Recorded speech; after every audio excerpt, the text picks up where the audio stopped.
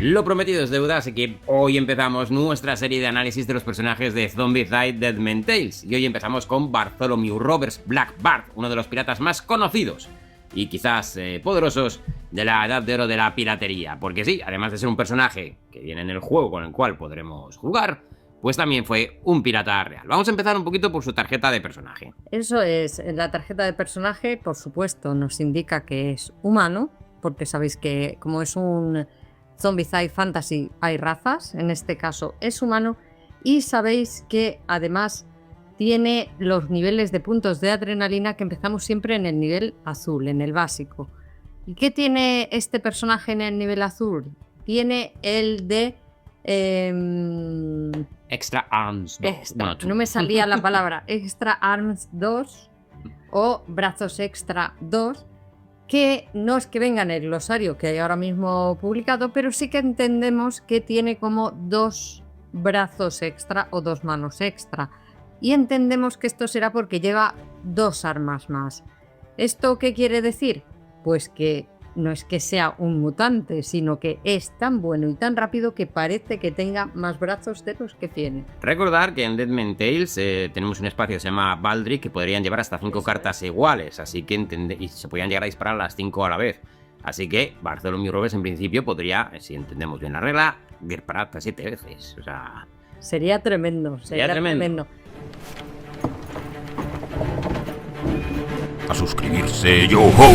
Y me hace gracia esto además porque al no pensar que es un mutante, sino que es tan bueno, tan rápido, es como se crean las leyendas. Exactamente. Así es como se crean las leyendas. Exactamente, porque era un poco una leyenda, porque se considera que fue quizás, si no el más exitoso, de los más exitosos, llegó a capturar como 400 barcos en la vida real, que se dice pronto. Sí. Vale, así que... Y tenía alguna que otra peculiaridad, además de su, digamos, pericia como pirata saltando barcos, como por ejemplo... Como por ejemplo, no era muy bebedor, no era alcohólico, le gustaba beber té en lugar de alcoholizarse, en nuestro caso con el Grom. Y la verdad es que trataba de imponer esa disciplina entre su tripulación, como por ejemplo que no se acostaran muy tarde. Sí. Y que cuidaran un poco las formas. Exactamente, estaba prohibido los juegos de azar. Todo esto viene en el código pirata de Bartholomew Roberts. Él tenía su propio código que tenían que aceptar los que intentaran, bueno, pues quiero ser pirata bajo las órdenes de Bartholomew Roberts, pues tenías que jurar ese código pirata. Es el más conocido, el más famoso y el que ha llegado hasta nuestros días, aunque ha habido otros códigos piratas. Como peculiaridad, aparte de esto que les prohibía jugar al azar y que a las 8 había que apagar la luz de para ir a dormir en el barco, tiene una cosa que a mí me llama mucho la atención porque ponía que los sábados los músicos descansarán. Así que en el barco de Bartholomew Roberts había músicos, supongo que para, no sé, hacer... Pues, ¿banda sonora? ¿Quién no quiere una banda sonora? Imagino que durante el combate no, pero... ¿Por qué no? No, ahí en el combate iba tan más si pintado... ¿Sí, los de Titanic estuvieron? Ya, ahí iba a estar más pintado iba el combate. Pero entiendo que a lo mejor para, pues oye, travesías y demás, amenizar un poquito para que la gente no se volviera muy loca. Así que como curiosidad, ahí está. Y luego el atuendo, ¿vale? Era un poquito... El tío era un poquito peculiar y parece que el juego sí que traslada un poquito, recoge ese espíritu, ¿vale? Porque tienen una vestimenta así como un poquito extravagante, ¿vale? En combate a menudo con un chaleco de seda carmesí y cosas por el estilo. Entonces, bueno, la miniatura se veis el gorro como con muchos flecos y demás. Sí. Entonces, bueno, tiene un poquito ese aire extravagante. Sí. Vamos a continuar con el siguiente nivel de habilidades, que es el amarillo. Bueno, este es sencillito porque es una acción. Sí, vale. Sabéis que normalmente viene una acción extra que siempre viene muy bien, ¿eh? Sí, hombre, sí, cuando llegas al amarillo tienes una Estamos ahí deseando llegar al amarillo para tener esa. En el nivel naranja ya tenemos opciones, ¿vale? Nos dan 2 opciones. La primera que sería Marksman o tirador de élite o algo así, ¿vale? O francotirador. O francotirador, veremos cómo lo traducen, pero bueno, es esa idea, ¿vale? La tengo aquí delante, dice... con esta habilidad te permite elegir libremente a su objetivo, ¿vale? Independientemente de la prioridad de blancos que suele haber en Zombicide. Por eso a mí me suena que en algún otro Zombicide venía como francotirador. Puede ser, sí.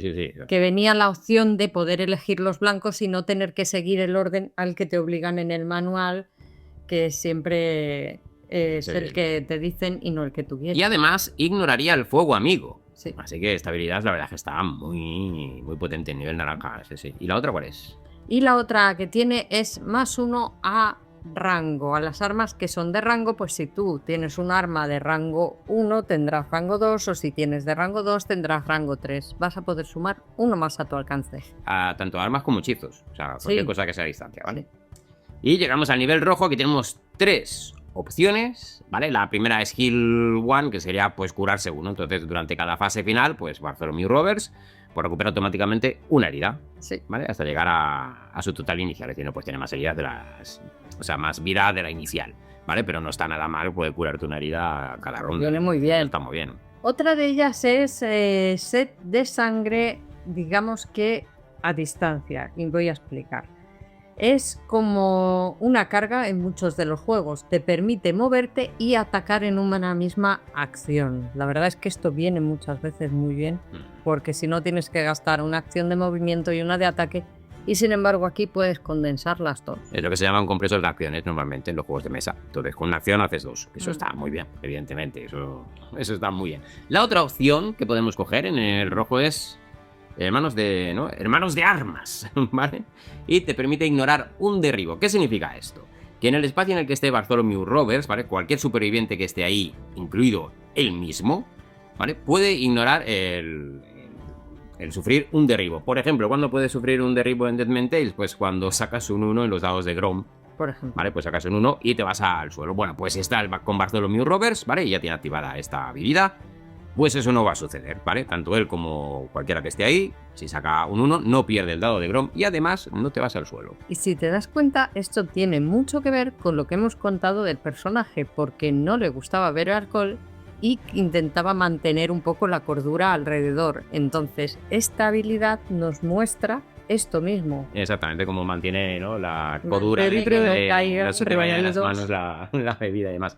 Así que, bueno, pues muy chulo Bartholomew Roberts, tanto como personaje histórico, que es muy interesante, como este personaje de adaptación que han hecho para Deadman Tales. Así que, nada, atentos, porque el siguiente que se viene, que os lo iremos dejando por aquí más adelante, telita, ese sí que era sanguinario donde los haya. Ahora, suscríbete al canal y nos vemos próximamente. Los discípulos de Armitage en la mesa de